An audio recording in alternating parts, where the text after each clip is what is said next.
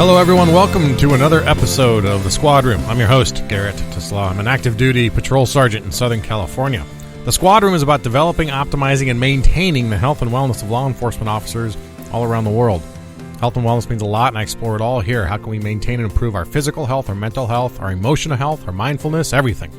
Shows about my journey as a law enforcement officer trying to get healthier and by reaching out to experts to see what I can learn from them. I talk to cops, doctors, Navy SEALs, meditation experts, anyone who can be a force multiplier in my fitness. Today's guest is a cop and a doctor, Dr. Jon Sheinberg. He's a board-certified cardiologist and a lieutenant for the Cedar Park Police Department in Texas. Stay with us for some intensely great information.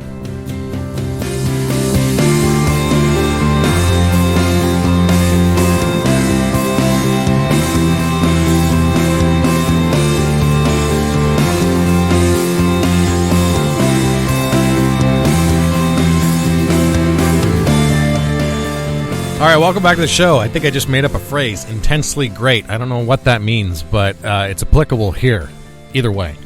I learned about today's guest through our guest, George Vrotzis from Premeditated Fitness, who suggested I give him a call, and man, am I glad I did. I just got off the phone with him, and a lot of great information we talk about on the show.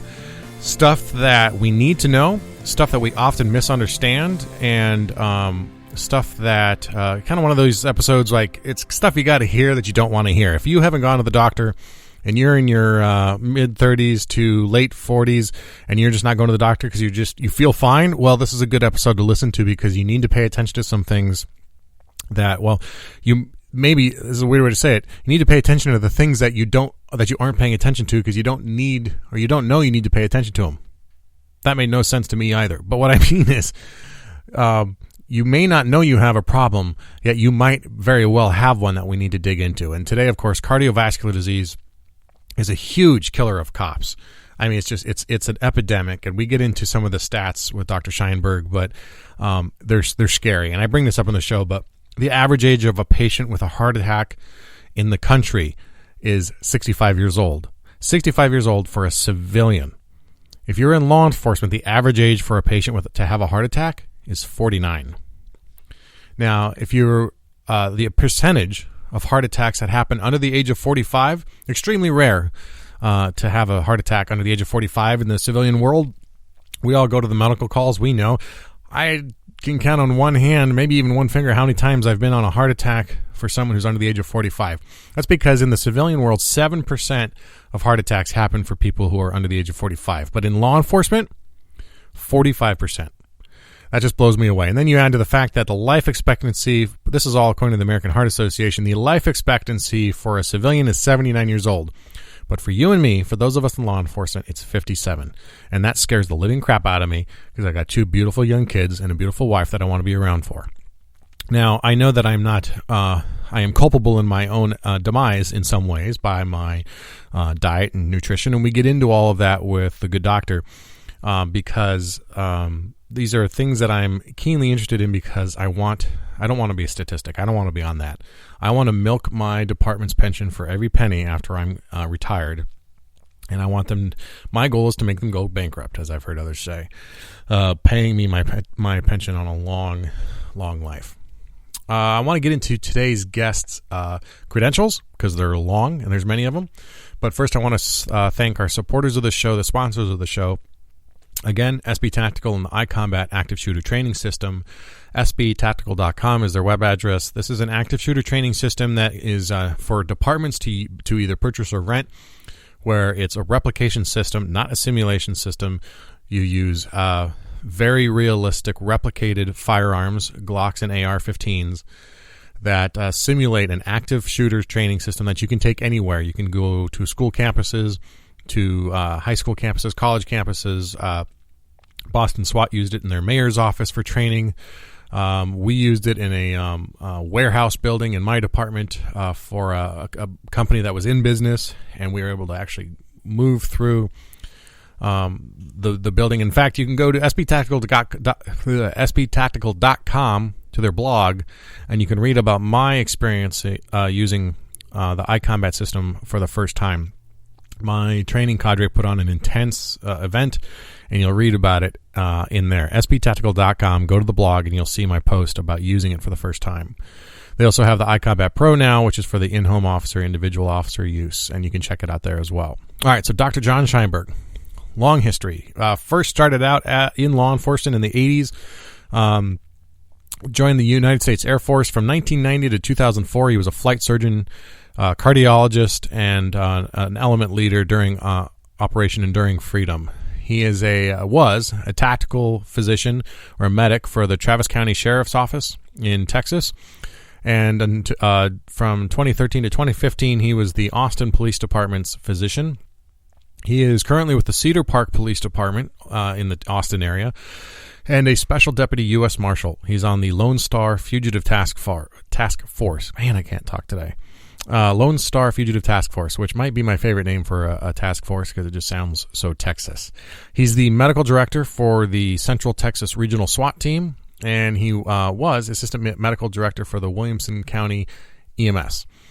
Like we talk about in the show, he literally does split his time between kicking doors and opening chests.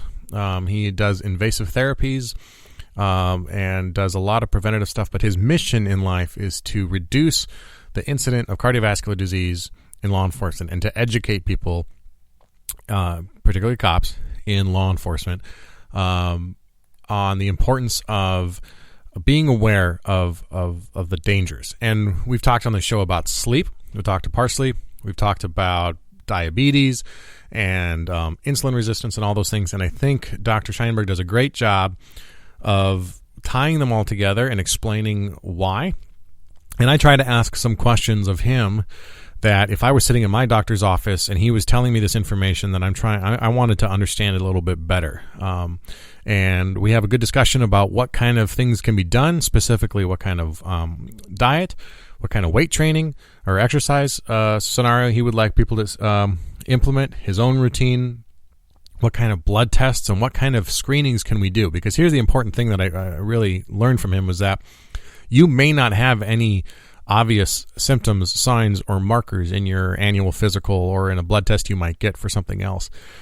But the technology that most blood tests are dealing with these days is decades old. And the updated technology is something you have to ask for. It's something you have to advocate for. And that is where we start to see the symptomology that's a little deeper under the surface. And the early onset stuff is much easier to detect, and then obviously, therefore, it's much easier to manage. So it's something that I'm concerned about. I have heart disease in my family. I'm a cop. I have abdominal fat. I have all of the risk factors. I have high cholesterol, high triglycerides, all the risk factors that set me up for poor performance on a lipid test. So I really appreciate Dr. Sheinberg's time. I don't know if to call him doctor or lieutenant. I'm not sure which one is most appropriate. But a great guy. Spent a lot of time answering questions. Has bent over backwards to make himself available. He's got a great organization called the Public Safety Cardiac Foundation. There's a ton of information there.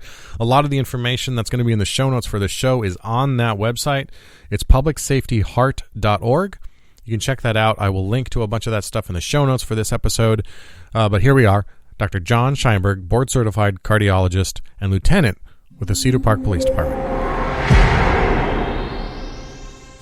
Dr. Jon Sheinberg, thank you for joining us on the Squad Room. Thanks for being here all the way from Texas, right? That's correct. You're in, I believe, one of my favorite cities. Well, I don't believe it. I know it's one of my favorite cities. And it sounds like it's become a favorite city of half of America these days, but you're near Austin, right? I am actually in Austin. Yeah. Okay. Mm-hmm. Yep.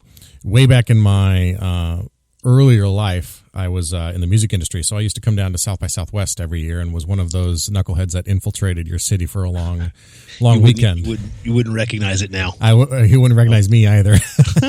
But yeah, I hear it's blown up as a city. So I want to jump right into you. I've already explained to everybody who you are. Okay. In some sense, I mean, not you as like capital S self, but I mean, you are a practicing cardiologist, a board certified cardiologist. Correct. And you have that's your day job, which is enough of a job for anybody. But you also have your night job, for lack of a better term. You're a lieutenant, I am. And I didn't say this before we jumped on, but you don't have to say the department if you don't want. No, I'm happy to do it. Okay. So I'm a lieutenant at the Cedar Park Police Department, which is a little suburb just outside of Austin.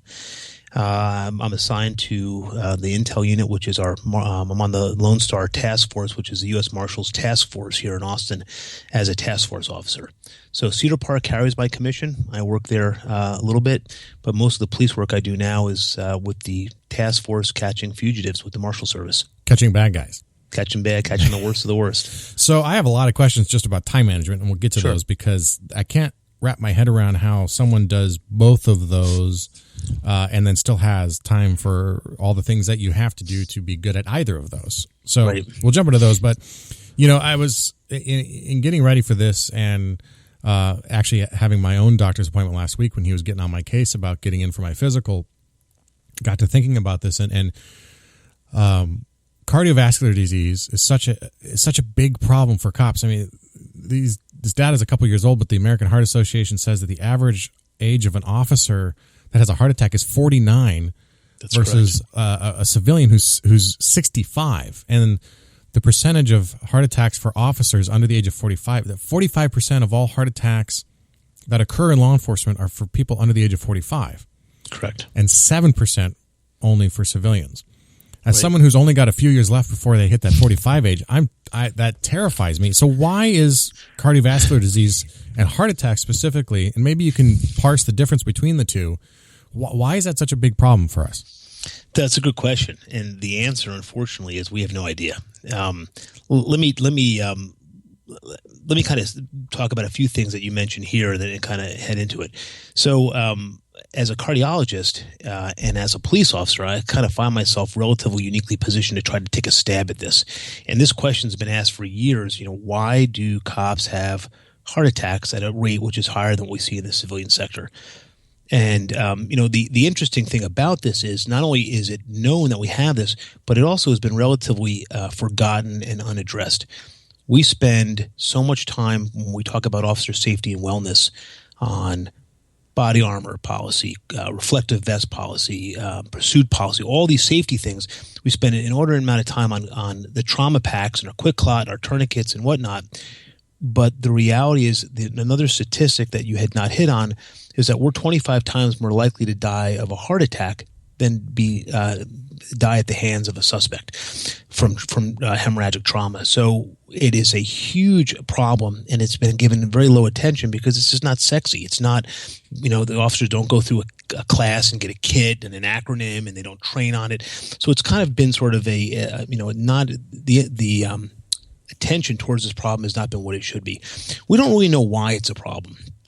We actually know that there is a genetic component to heart disease. So there's something about the genes that drive us towards this profession.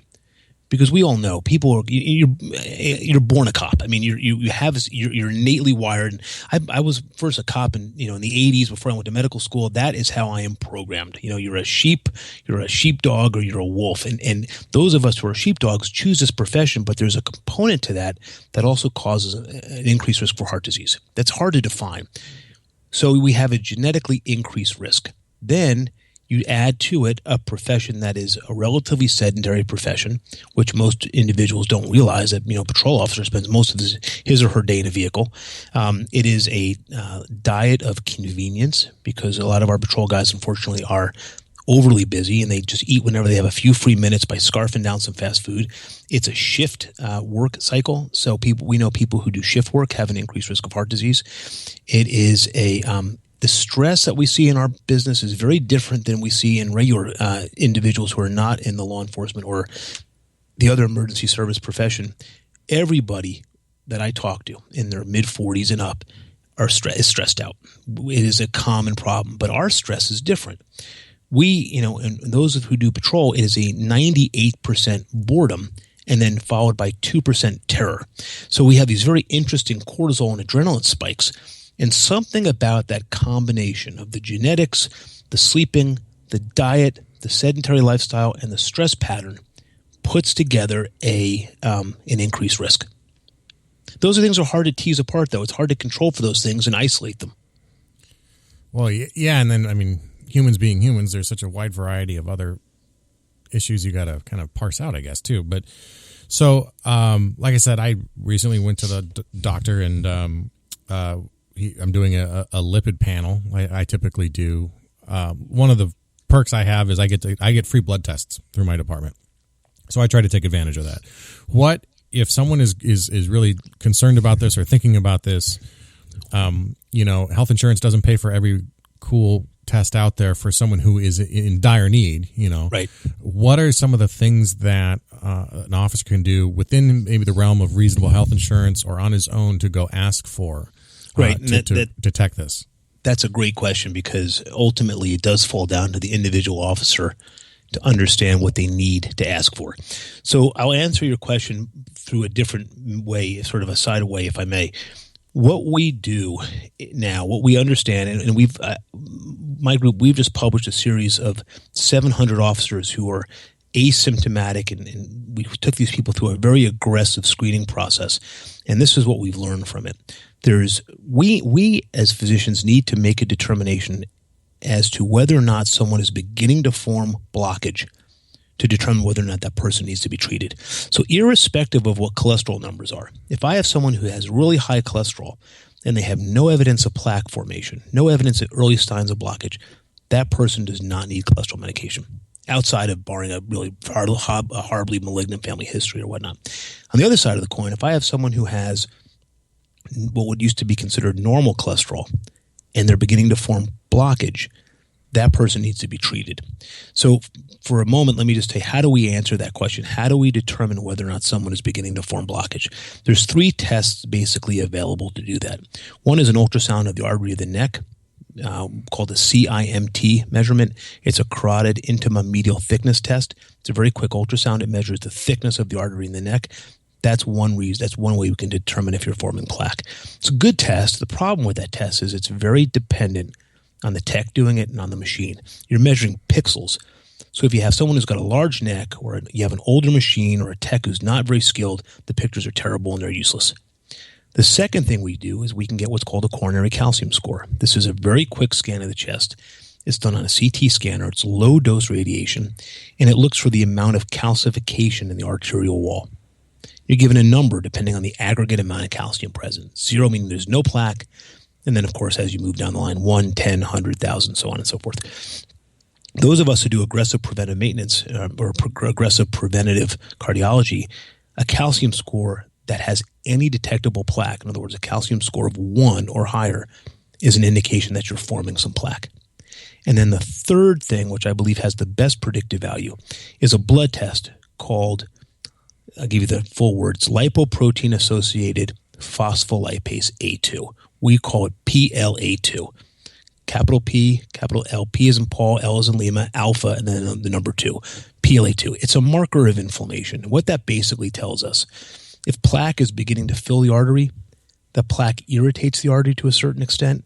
That irritation causes an inflammatory response, and it's that inflammation that leads to heart attack. So what we are sort of trying to get out there is every officer should go and ask for a calcium score and a PLA2. The calcium scores are about $50 to $100. The PLA2, the actual cost of that test, is about $15. It is marked up by the labs and whatnot, and you can find it for $100, $199, $75, but these 2 tests can be gotten for under $100. If either of those tests are abnormal, that would indicate the need for an aggressive cardiac management session. And so a couple of things I want to clarify. When you say you did an asymptomatic study, asymptomatic for those of us who aren't also doctors and cops means sorry. no, it's fine. It's fine. That's my job is to interpret is that these are people who have not shown any indication of any heart disease yet. Right. So we took people who had no symptoms. If anyone had, whether it was heart disease or not, so we took a group of people who had no history of heart disease and had no symptoms. And we said, look, we're going to check what the percentage of this group of people would be if we decided to put them through this very aggressive screening process. Because if they had shortness of breath or they had a previous diagnosis of heart disease, they were excluded. And we've completed almost 700 patients in this population so far. Wow. And so the I have a weird question about the PLA2 test, but one thing I did when I went down the rabbit hole on this several years ago was reading about the C-reactive protein test and how that is also an inflammation marker test, right? But is very finicky and can be day to day totally different. Is this a test that's pretty standard? So C-reactive protein is a great test. It's checking for the same thing, but the problem with C-reactive protein, it's nonspecific. So simply meaning, if you bang your elbow, if you have arthritis, if your allergies are bothering you, any inflammatory process will raise C-reactive protein, or actually the one we use now is called high-sensitive C-reactive protein. It's very nonspecific. Here, I tell you, here in Austin, it's a fit city, so everybody runs. We also have the worst allergies, so everybody I see has an elevation of C-reactive protein. PLA2 is specific for the coronary or the heart, or coronary, what we call the coronary endothelial tissue, which is the blood vessels of the arteries. There's no place else that enzyme lives outside of the coronary arteries. So we see people who have very high C-reactive proteins, but they have normal PLA2s. And those people are not thought to have coronary disease because the PLA2 is normal. So the calcium score test, that was something in advance of us talking. I did a little, of course, did some research on you and saw that was one of the things that you're advocating for. I asked my general practitioner about it, and he was sort of kind of like, sure, you can. It's not, like you say, it's not expensive. It's not bad.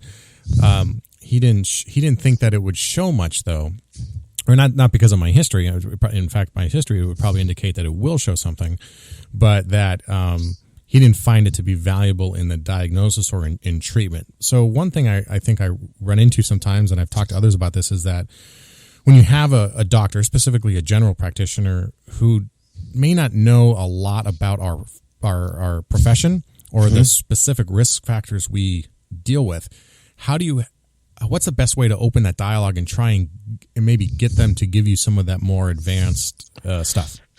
That's a good question, and that also relates to anything with a physician, and not only a police officer-physician relationship, but a patient-physician relationship. The patients have to be their own advocates, and it's as if you were going to a restaurant and you're not happy with the food you were served. I mean, you have to be able to say, I know that in my profession I have these risks, and I know there's been some stuff published about these risks. These are the tests that I want, and if the provider is not willing or able to provide them, then I would recommend that individual look for someone who's able to. Now, the problem that we're seeing in this is, especially in some of the advanced cholesterol testing, because the cholesterol testing in and of itself is now extraordinarily complex. A lot of people don't understand it, and the primary doctors have to know everything about everything, and they can't. You see a primary, and they have to look at your rash and your backache and your prostate and your blood counts and everything. They can't know everything. Right. So I guess that what I'm trying to get is a really good primary care doctor knows what he or she knows and knows what they don't know. So, and I'm faced with that all the time. People ask me questions, and my response is, I have no idea. It's not my field. But the officers who are hearing this, I would sort of implore them that if you are not getting the answers that you feel you should, then, at least for a consultative visit, see somebody else. There are a lot of people out there doing prevention, but not as many as we would like. And it's a fundamental problem in our system because I'm an invasive cardiologist. I make a lot of money when someone comes in and needs a heart cath or has a blockage or whatnot. We don't make that much money in the office seeing patients. So we are unfortunately driven by, we are a procedure-based specialty, and we are driven financially by doing more procedures. So even though the physicians may not be sort of choosing, I'm going to do these procedures unnecessarily, I'm not saying that at all. I'm saying we have a culture in which the preventative stuff has been de-emphasized and the treatment of problems has been emphasized, whereas it's completely backwards. I mean, waiting till someone has a blockage before intervening on it is like waiting till someone has metastatic cancer before giving cancer detection. We want to pick things up early. So the officers have to know, I need a calcium score. I need a PLA2 or phospholipase A2 test.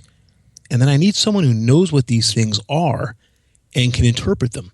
And sometimes that requires, you may have the same thing requires shopping around. Same thing if you have a problem with with your water heater. Your regular plumber may not be able to fix it. You need to find someone who knows how to fix it. A leak in the pool, same thing. So it's you have to have I hate this term, but you have to empower your officers to say this is what you need, and I would make sure you find someone who understands that.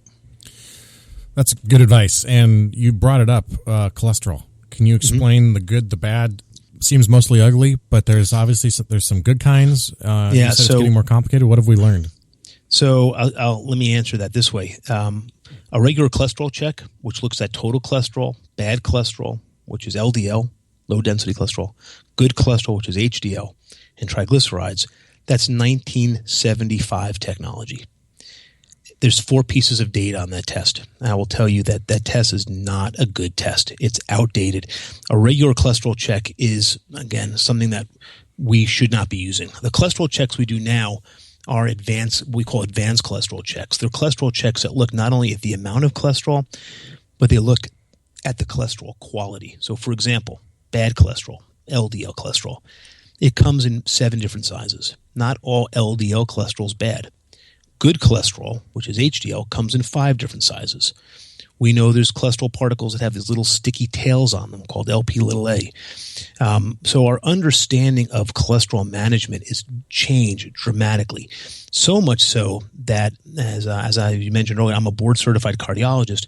There are now board certifications for lipidology, for looking at cholesterol. That's how complex it's got. There's American Board of Clinical Lipidology, which is a board that provides board certification for people who have become experts in cholesterol management. So it's in and of itself its entire own specialty. So you can imagine the intricacies and the biochemistry associated with it. But mastering someone's cholesterol requires a 3-pronged approach, usually. The right lifestyle changes, the right medications if they're needed, and then the right over-the-counter supplements. And if a physician does those type of approaches, we can improve all the numbers. And I'll tell you one last thing.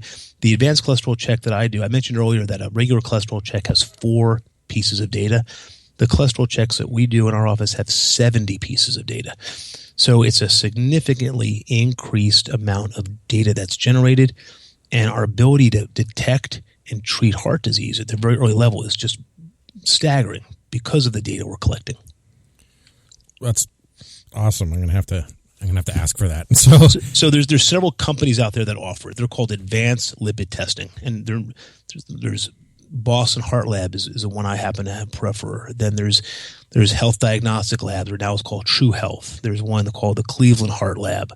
There's one called Athrotech. But overall, they're all Fords and Chevys. They're called advanced lipid panels. And so you say there's 4. Your blood has to be outsourced to these people that can do this? This is not something that a normal lab would do? No. So the blood is drawn and it's shipped up. It's FedExed up to these other labs, and it takes about 2 to 3 weeks to get the results back. So then, okay, so cholesterol, and you mentioned triglycerides in that, but what's triglycerides, and what's the relationship between triglycerides and cholesterol in this issue?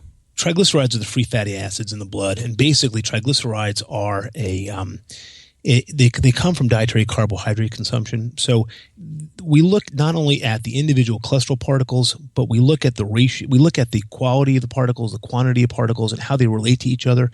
And by looking at by throwing triglycerides into the mix and something we call very low density lipoproteins, we can get information on not only if your body's producing cholesterol, but whether your diet's appropriate or not. And it gives me the ability to look at you and say, okay, Garrett, it looks like you're eating too many carbohydrates. We need to change your diet to this regard.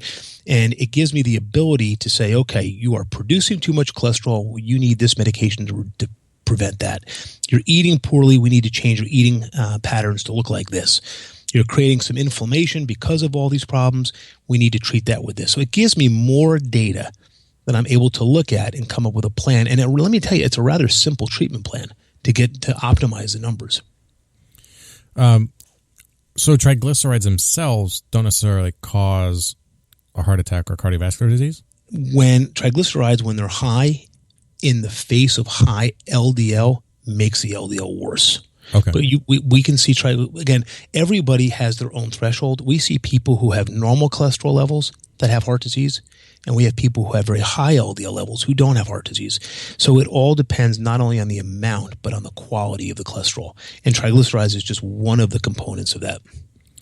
Okay, so I have a whole host of questions I'm enjoying this. And so people often, you just mentioned carbs, but fat has typically been associated in the past with the causation for heart disease or cardiovascular disease. And is that still true today, or is it the carbs that you're talking about here? It's phenomenal. These are great questions. So if you go back into the 70s, the McGovern Commission looked at fat, and the whole thought was dietary fat raises LDL, the bad cholesterol. LDL causes heart disease. Therefore, dietary fat causes heart disease. The contrapositive is correct. That's not correct. So what we know about dietary fat, when people eat dietary fat, bad cholesterol goes up. LDL levels go up. But I mentioned earlier that LDL comes in several different sizes. So when someone eats dietary fat, the LDL that are created are large, buoyant, fluffy LDL. Those LDL particles do not cause heart disease. They actually pass right through the blood cell. They are not absorbed into the blood. They're not absorbed through the blood vessel lining, and they don't cause blockage. So dietary fat does not cause heart disease. What causes heart disease are LDL particles that are small and dense, and those come from dietary carbohydrate consumption, sugar, simple carbohydrates. So the diet that we recommend is very different than the diet that was recommended 30 years ago when these numbers came out. So in the early 1983, the federal government came out with a disastrous food pyramid, which we're all familiar with. It's the food pyramid that had 6 or 7 servings of carbohydrate-laden food on the bottom and then very little oil and fat. And that food pyramid has created the obesity pandemic that we see today. It's created an increased risk of diabetes, and heart disease has not gone down. So we've scrapped that. So the diet we recommend now is more of what we call a Mediterranean diet or a paleo diet, which happens to be the one that which I favor. It's a diet of fresh fruits and vegetables and meat. What we want to eliminate from the diet is not fat, it's processed food. We want to eliminate sugar. We want to eliminate food that is poorly positioned on the glycemic index. So, potatoes, rice, pasta. And if we eliminate those, we actually see a significant reduction in improvement in cholesterol.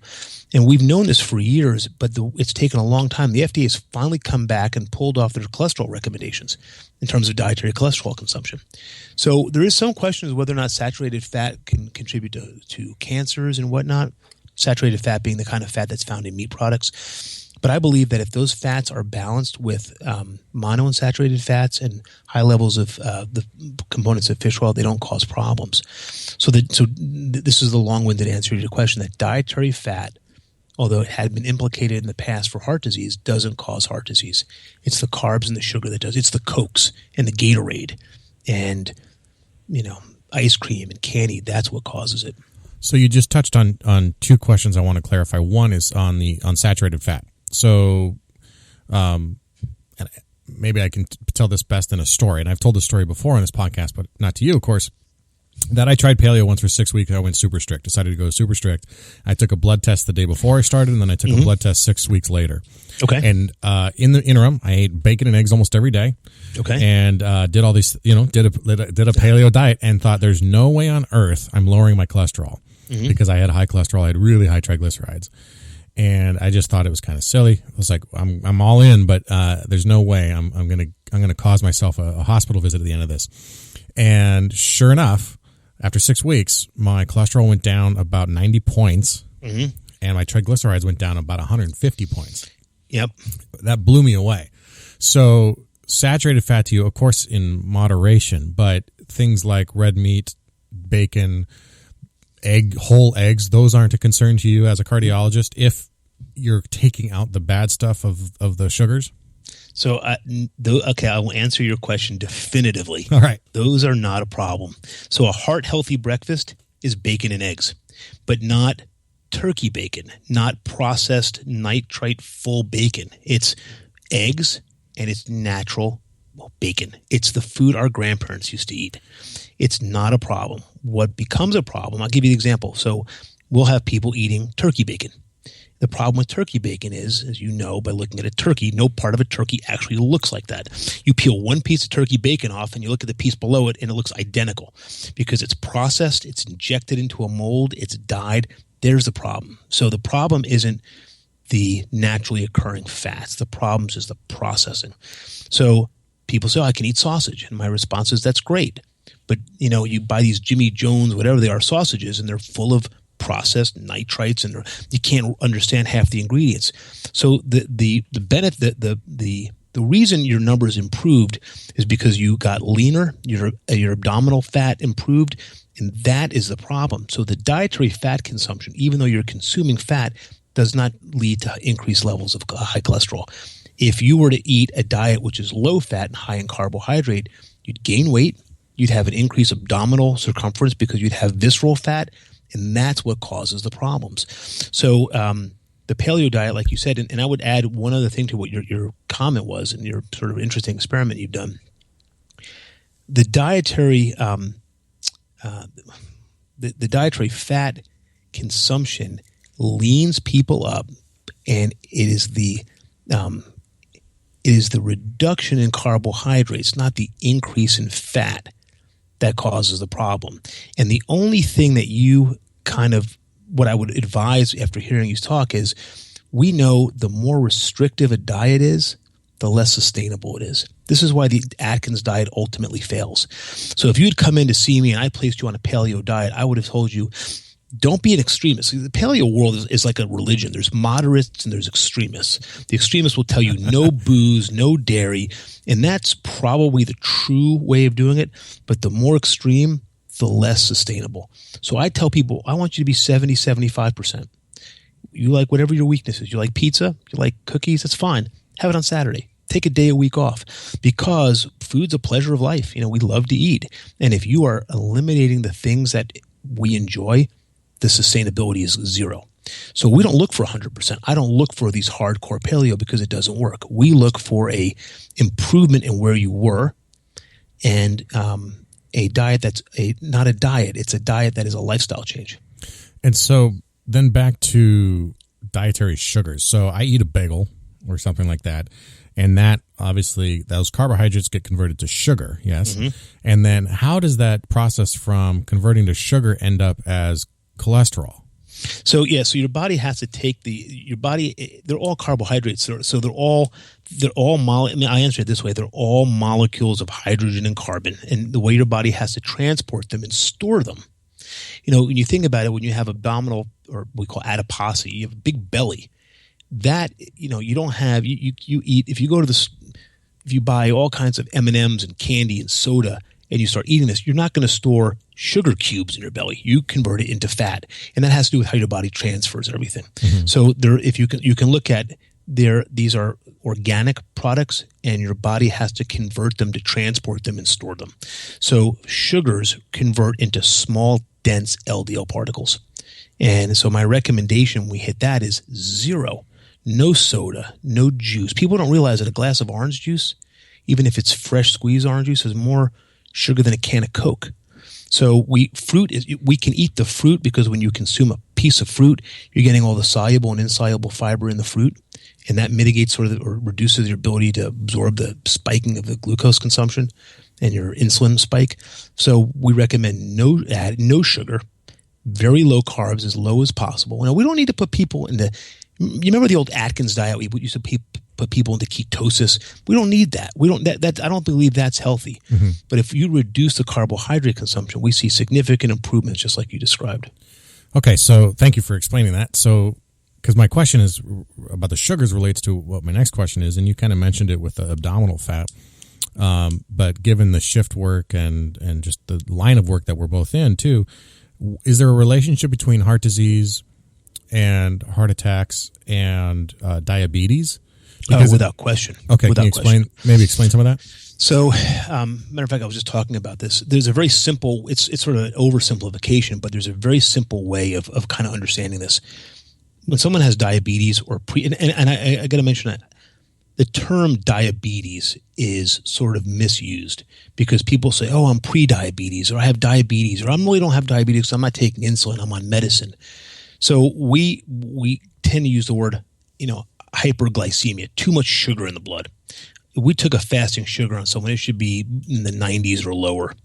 There's several ways of measuring diabetes and coming up with an official endocrinological diagnosis of diabetes. But the reality is, when you have too much sugar in your system, the best way to think of it is these sugars act like little shards of glass. The sugar crystals actually damage the blood vessel walls.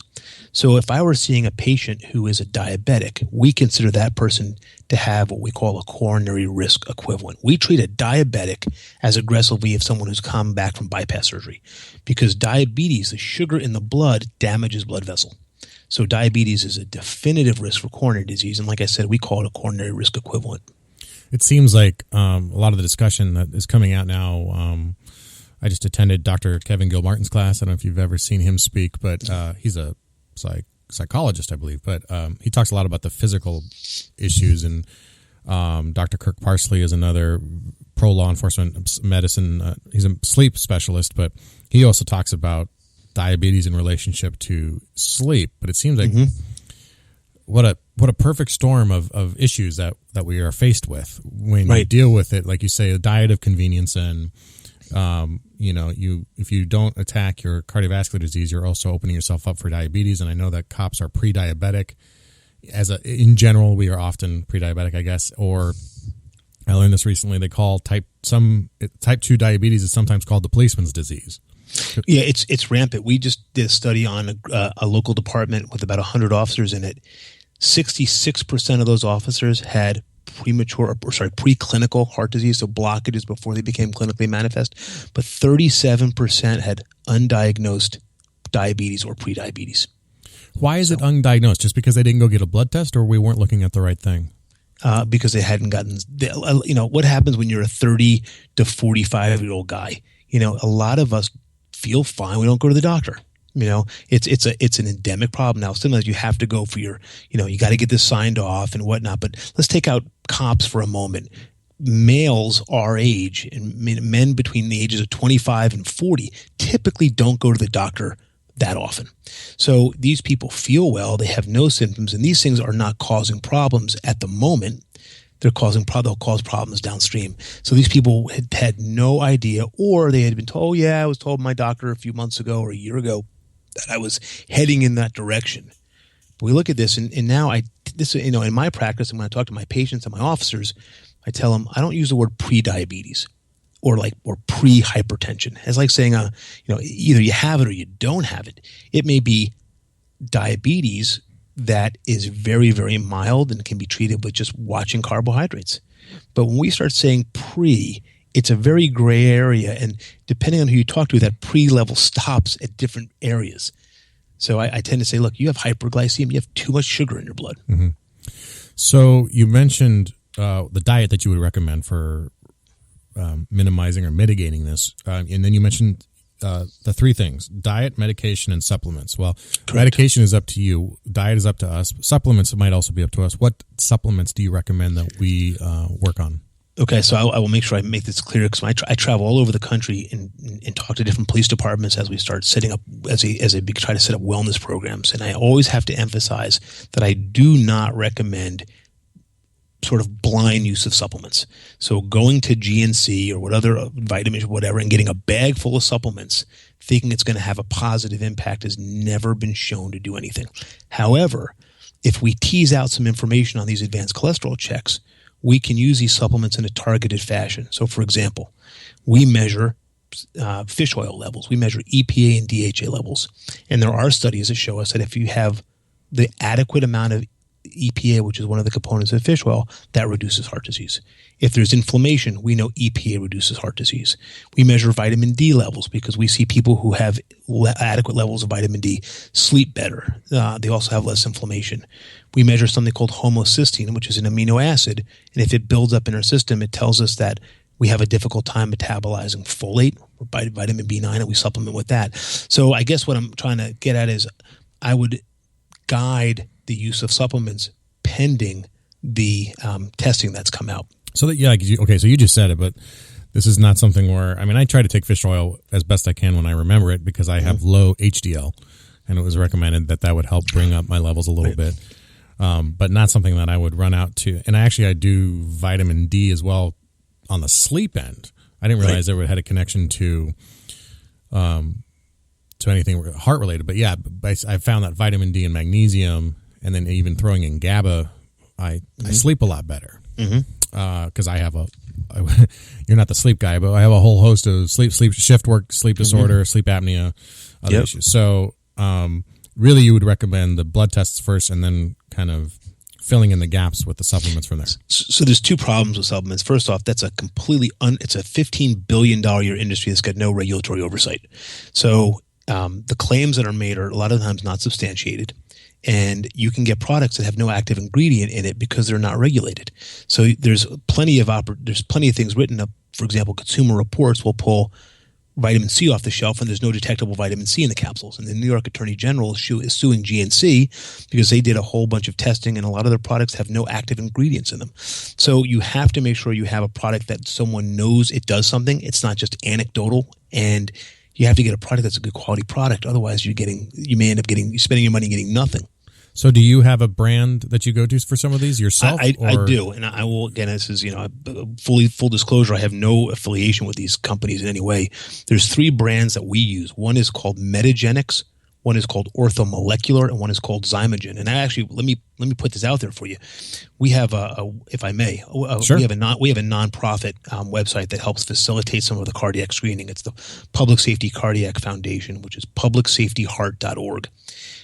The Public Safety Cardiac Foundation actually has an agreement with Metagenics, and on there under the donate page, there's actually a link that you can click on and go right to the Metagenics website and order over-the-counter supplements.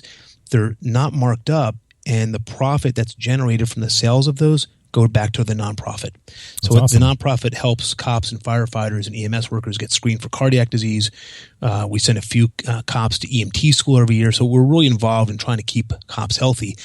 But the Metagenics product is what I believe to be the best stuff on the market, and these are products that are they're sold in doctors' offices. A lot of doctors will buy this stuff, mark it up, and then sell it at the front desk for a profit. We're able to get it through our nonprofit at cost. There's a small margin that's built into each purchase, and all that goes to the nonprofit. Publicsafetyheart.org. And I'll put show notes. I'll put the links in the show notes for this episode too, so people can go to this episode on the squadroom.net and just find all of this information you're giving out too. Because that's one thing I always struggle with is you buy I'm into the CrossFit world, right? And I drank that Kool-Aid. And even some of the higher end, quote unquote high end supplements, the grass fed, free range, cage free supplement stuff has been found to be relatively benign. Right. And you're paying through the nose or through the teeth for some of those things too. Right. So, okay. So we touched on a little bit, but sleep, we talked about it, in kind of in relation to diabetes, and it seems to be well connected to diabetes, but how is it connected, or is it connected at all to cardiovascular disease? So they're all interconnected. So let me tell you, there's actually one published study on obese Taiwanese police officers. And they looked at these people, and what they found is a correlation between these officers who slept less than 5 hours a night and abdominal obesity. So we know that increased abdominal circumference or abdominal obesity or adiposity, if you have a big belly, that is in and of itself a risk for heart disease. Those people tend to have what we call the metabolic syndrome, which is low good cholesterol, high triglycerides, diabetes, poor cholesterol quality, and those are the setups for heart disease. So the risk of poor sleeping gives an increased risk of obesity, and the increased risk of obesity causes hypertension, diabetes, coronary disease, sleep apnea, and sleep apnea comes back again. Now that causes more heart disease. So it's a vicious circle, but the sleeping is one of the components of that. So here's a question for you then, and this show has always been kind of myself and my experience and my journey to try and get fit. So I use myself as the guinea pig for this show a lot and talk about my challenges and my struggles. So this isn't a new thing to listeners. So I'm going to give you my kind of current scenario or where I was recently, right? So because I have a question about metabolic syndrome, because it seems to be a buzzword, and then you talk to some medical professionals who just say it's kind of a hodgepodge of symptoms that doesn't really have any effect. So let's see, cholesterol recently was, I think, a total of 230. Triglycerides were 325, which I know is high, very high. Like I said, sleep apnea and shift work sleep disorder, and I have, I would say, significant difficulty getting rid of that abdominal fat. Mm-hmm. I'm pretty well structured everywhere else, but I can't get it out. and granted, diet could be a lot cleaner than it is, but like you said, I try to work about a 75-25, clean diet. Mm-hmm. So that's just, I don't expect you to diagnose me, but the setup there is, I've asked about metabolic syndrome in the past, and it seems like because I have decent sugar levels in my blood, that they don't think that I have any issues with metabolic syndrome. So, if I can interrupt you there, so I think what's happened is you have not had enough testing done. So, if you had one of these advanced tests, they pull out a couple different things. So, we look at a bunch of different markers to help you sort of further determine that. So, one would be not only HDL, but HDL quality. The fact that your triglycerides are high is in and of itself an indicator that there's probably a dietary carbohydrate issue. We look at the small, dense cholesterol particles. And then when we look at glucose markers, we don't just look at the fasting glucose or hemoglobin A1C, which is a marker for how sugars have been over the last 3 months. We actually look at insulin resistance and insulin levels. So we can look at someone, and for example, let's say we have someone who, and this happens all the time, I'll have someone who comes in who looks at their numbers, and their hemoglobin A1C, or we call the glycosylate hemoglobin, is normal. And that will say, okay, your sugars are fine. But you look at that person's insulin levels, and the normal insulin level should be up to 15. This is 40. So what's happening in that person is their pancreas is cranking out more than twice the amount of insulin it should to meet that person's demands. And that's temporizing. You can't do that forever. It's like the equivalent of driving up a hill, and you got your foot floored on the throttle. It's on the base, it's all the way down, and you're able to maintain the speed, but the engine's working harder. Mm-hmm. So eventually that's not sustainable. So again, I without seeing a full metabolic path, right, a full metabolic workup, it sounds like it's a carbohydrate issue. And the other thing is, understand that the listeners should understand that I can't look at someone and say, you need to eat this amount of carbohydrates, because everybody's different. I have patients who eat like garbage and their numbers are beautiful. And I have other people who eat clean and have one slice of bread. I have one lady today I saw, she eats some quinoa in the morning, and her numbers she's pre-diabetic. So everybody is different. So to kind of group everyone together and say, you should eat 20 to 30 grams of carbohydrates, that worked for a lot of people, but some people can eat 3 or 4 times that much and still have the same numbers. So it's very individualized. But my question to you is, when you did your intense paleo for the month or two that you did it, did you lose abdominal weight? Did that make a difference? Because that seems like the answer. You may need to be a little bit more hardcore just in the way your body is. Yeah, no, I certainly lost a lot of that weight. And just like you said, it was just a matter of sustainability, right, at 100% strict. But it's something I know I need to go back to myself. And it's hard to, I've talked about this before too, but having a podcast about health and fitness for law enforcement officers, knowing that I still have a lot of work to do, which is actually just the whole point of the show, I guess, is that, there's other people out there, and there's other people. And the reason I have you on right now is because I want to learn this information and then share it with other people who need the same information and just don't have a microphone at home. So this is all good to kind of ingest. So obviously, diet. We've talked about diet. Exercise is the other component of this, I would imagine, right? So what is your recommendation or your general inclination in terms of what kind of exercise, how much per day or per week would you advocate for? And is there a specific type of exercise, cardio versus weightlifting versus interval training versus spin class or soul yoga, whatever? So let me answer that first by saying there's no data that's ever been generated that shows that exercise causes weight loss. So for people who are wanting to begin an exercise program to lose weight, it has to really be understood that weight loss is a diet problem. A matter of fact, it's been proven time and time again, if you take a group of people, and you subject them to a change in exercise or calorie expenditure, and you don't change their diet, they don't lose very much weight. In fact, a lot of those people, if you leave their diets alone, they actually gain weight because they're hungrier, because they're exercising more. So people who say, oh, when I exercise, I lose weight, there's a component to that which people don't realize, and that is if you're going to go run 5 miles, you have a sort of a better fit mindset. You're less likely to go to McDonald's or, and get burgers and fries. So exercise is a huge component of cardiac and health and wellness, but it's not a weight loss answer. So you get the nutritional component done, which we talked about, the paleo type diet. In terms of exercise, the benefits that we see go from becoming sedentary to being active. So let me take off the cop hat for a second.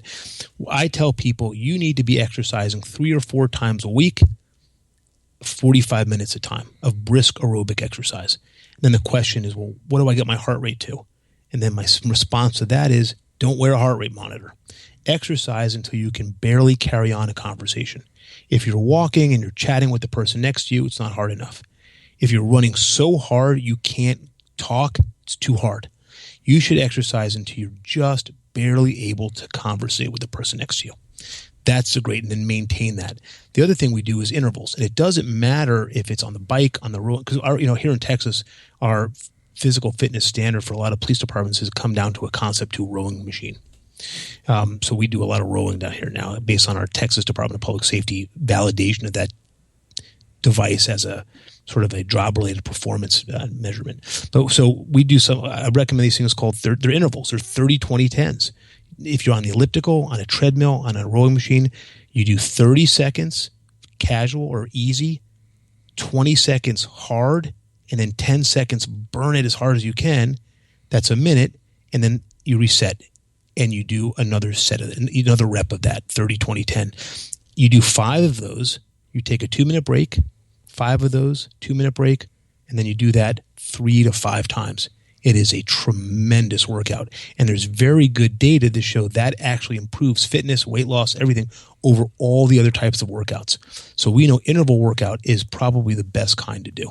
So I want to clarify this because at this exact moment, as you might see I have a cast on my hand from a foot chase that ended with a pop. And I'm on the elliptical because that's about all I got. That's about it's all cardio these days. So I'm going crazy with the cardio, with sitting on the elliptical machine, and I'm doing kind of a longer version of this, I guess, over maybe a minute. Graduated from, on a scale of 1 to 10, maybe 5, 6, 7, 8, 5, 6, 7, 8. And then eventually, after the 4th one, getting 5, 6, 7, 8, 9, 10, and going all out, and then resting. This is much shorter. It is, but there's actually good medical literature to support the 30, 20, 10, or sometimes people call it 10, 20, 30. And there's even apps you can get for your phone that when you're listening to your music will ping at 30 seconds, 20 seconds, and 10 seconds and keep track of your reps. So 30, 20, 10. 30 seconds easy, 20 seconds strenuous, 10 seconds burn, and then go back to the cycle again. And do that 5 times, and then after those 5 times, you take a 2-minute break, and then do that a total of 3 to 5 times. 3 to 5 times. I'm on my way to the gym after this. I'll give it a shot. I'm going to tell you, you need to let me know how it goes. It's deceptively simple, but it is. You'll be surprised, and you'll get more out of 4 cycles of that than you would if you went out and you ran for 40 minutes. Interesting. Okay, so I want to jump more into you with some of these because cardiologist, who you do, like you said, invasive therapy, and police officer, and I didn't know you were a police officer actually before. Yeah, you were a physician. Both of those jobs are known for bad sleep or poor sleep and fatigue, having to work through fatigue. Mm-hmm.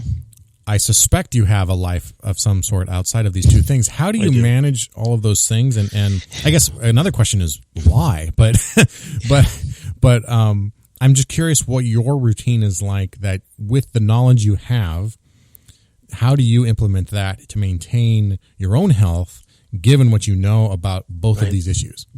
So I eat paleo. So I eat clean. I hit the gym 4 or 5 times a week. And I'll do anything from I'll have a couple slow days, or I'll do 1 or 2 days a week of just 1 hour on either on a treadmill or on a 48. So my knees are starting to go, but on elliptical. And again, here in Texas, we validated this torture device called the Concept 2 rower. And I'll row a few days a week, and I'll do the 30-20-10. So, and I'll do CrossFit too. So I'll mix up the workout. So I hit it every day. And I can't, and literally, and not that I need the fitness when I work as a cop, but also, quite frankly, if I'm sitting in front of a patient and I'm not fit, I lose all my credibility. So I have to sit in front of you. If I tell you, look, you can't eat that stuff, you've got to get to the gym. And then people say, I don't have time. I go, you want to hear about time? I have 2 jobs, 3 kids, and there's always time. You just have to prioritize. So my schedule is interesting. I work mostly as a cop. I have one full day a week I take off and work for the police department, and a few half days. And, I don't do patrol anymore, but I do warrant service with the Marshals service. And that usually occurs at varying times. And my coworkers, they'll sit on houses and follow stuff. And before we take a hit, I'm able to go in. So, I'm able to kind of pick and choose the things that I want. And I also spend a fair amount of time doing exactly what we're doing today, is trying to get the word out and go into different departments. My skill set is not best used doing traffic stops. Right. My skill set is keeping our officers healthy and alive, and that includes doing making sure they have the right combat casualty care training, make sure they have the right IFACs and the right tourniquets, make sure that they have all the preventative stuff that they need to keep them healthy, and make sure that they get in when there's a problem. So it's equivalent for, when I was in the military, there's, every military organization that has a group of people that are perceived to be at increased risk. They have, battalion surgeons and flight surgeons and ship surgeons. I'm under the impression that every large police department or every group of cops should have a physician associated. The problem is cops don't like to talk to anybody who's not a cop. So in the state of Texas, there's about 8 of us who are sworn officers and doctors. And nationwide, there's probably 50. So it's not a tremendous amount of us, but we're out there. There are a lot of doctors that are also willing to get involved that are not sworn, but they have a harder time breaking through to the barriers. And I stand up in front of a group of cops and I have a white coat on, so to speak. No buy-in. No one listens. But if I stand up there with my gun and a badge on my belt, all of a sudden, I have everybody's attention, even though the message doesn't change. So, but I'll take a typical week will be, few days in the office, a day with the Marshal service, and then hitting warrants either in the morning or at night. And but you know what? I love it, and it's been part of my life for 25 years. That I can't give it up. It's part of who I am. Have you found any routines or even phone apps or anything like that helps you regulate your day? I've found that for me, again, something I talk about quite a bit, cognitive fatigue is a big deal. And if I can lessen the amount of decisions I have to make throughout the day, it makes it easier to get through the day. Do you have a routine in the morning, or do you have things that you have set in place that help you get to help you do that? Nothing sort of definitive, such as an app or a scheduling program. But my day is, especially once I get here to the office, it's so regimented in terms of every 5 minutes is sort of accounted for. But I'll cut out early some days to hit the gym and do what I need to do. I'll get to the gym early some days. So I look at it and make it a priority. And the other thing I do is I plan my meals. I don't just show up somewhere with no food. I usually bring lunch. If not only to work, but if I'm going to go out and do police work, I'll make sure that we have, I pack my food. So I'm not scrambling to go to Wendy's at 2:00 in the afternoon because I haven't eaten all day. I'll bring a bunch of snacks and I'll bring the right food so I don't put myself in that position. And that actually carries along that if I'm going out for dinner, and this is just a personal thing, I kind of know what I'm going to eat before I get there. So I don't look through the menu and go, and then the waiter comes over and you're kind of rushed. I know what I'm going to eat. And if it's very easy to pre-plan. And if you do, you end up choosing better foods. So we pre-plan the meals. I make the time. And I won't kid you, it's busy. I'll work all day and get notice at, 4:00 that we're going to serve a warrant. And I'll take off my scrubs and I'll put on my vest and my tack stuff and go out and do the warrant. And, but I enjoy it, and it's not work. It's fun. It's like I said, as you've been doing this for years, it's who you are. It's part of what you do. And, it's hard to define. For a lot of people don't understand it. Why do you want to do that? Wouldn't you rather go do this and do that? And my response is, no, I love these guys. The guys that I work with, that's the that kind of relationship and camaraderie doesn't exist on the outside. You know, it's very valuable for those of us who've served in the military or work on police departments. That friendship and bonds that occur, that doesn't happen. Most people don't get that. Right. And so I'm very fortunate, like I said, that I'm able to participate in both worlds. That's awesome. I have one last question if you have time. Yeah, absolutely. I talk a lot about the importance of having a team. And you're just talking about how, you know, law enforcement is a team, and that's an environment. But I guess in the sense of team of people who are there to either support you or play a role in your health or your fitness or your growth as an individual or as a leader. Often say that, you know, you're the average of the 5 people closest to you, that kind of concept. So I talk about how I'm, you know, building my team and how some of those people are on my team, and there's coaches on that team too. Do you have who would you say, you know, given your position or given your perspective, what kind of people do cops need to have on their team, and do you have any coaches? Ooh, that's a really good question. That's a deep question. So, you know, I think let me answer that in 2 parts. In terms of what people, the cops need on their team. I mean, first off, there's a tremendous amount of peer support that's there, but it's necessary. And that also manifests in our humor, because we joke about the most morbid things, because if you can't joke about it, it's really hard to deal with. And you know exactly what I'm talking about without having to go into it. Sure. But we see horrible things, and, you know, they end up making jokes, because otherwise, if you don't, it's almost we see the worst of the worst. And if you don't find humor in it, it's not that humor is a tremendous coping mechanism. So my advice in that regard is, you know, people who are, if you ask me how I would say a young officer coming out looking to kind of enter this field, who should they follow and mentor, even unofficially, are the people who are not bitter, the people who've gone through this. You know them as well as I do, people who are punching the clock, ready to get out. They sense the department screwed them over. They're going to do the little amount as they possibly can. That's probably the people to avoid. But there's good quality people who've developed very good coping skills, support skills, and those are the people that I would recommend. And that can be from the chief's office all the way down to the senior police officer who's on the street for 25 years. For myself personally, it's interesting. You know, I really never thought about it that way, but both of my parents are deceased, but they were huge influences in my life. My family acts that way, and I have been fortunate enough to have very good friends both in the physician sector and in the police sector who have set examples for me to follow. So I wish I don't have one person in particular, but I like to look at a group of people that help me become where I am. I think I can't believe I'm about to quote Oprah, right? What it takes a village. My wife is obviously influencing me. Sure. Dr. Jon Sheinberg, board certified cardiologist, Cedar Park Police Department, special agent with the U.S. Marshals, or special deputy, U.S. Special Deputy Task Force Officer. That's a lot of titles for one guy. Thanks for being with us on the show. PublicSafetyHeart.org is your organization. Twitter, Instagram, you ever there? Or are you just too busy running and kicking in doors and opening hearts? That's on the list of things, but no, we do not have a Facebook, a Twitter, or an Instagram as of yet. Well, maybe we can connect up, and I'll help you create the accounts and all that for the future.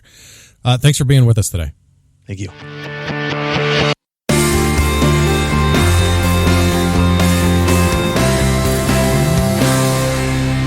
All right, so there was Dr. Jon Sheinberg, also lieutenant for the Cedar Park Police Department, special assignment to the U.S. Marshals Task Force.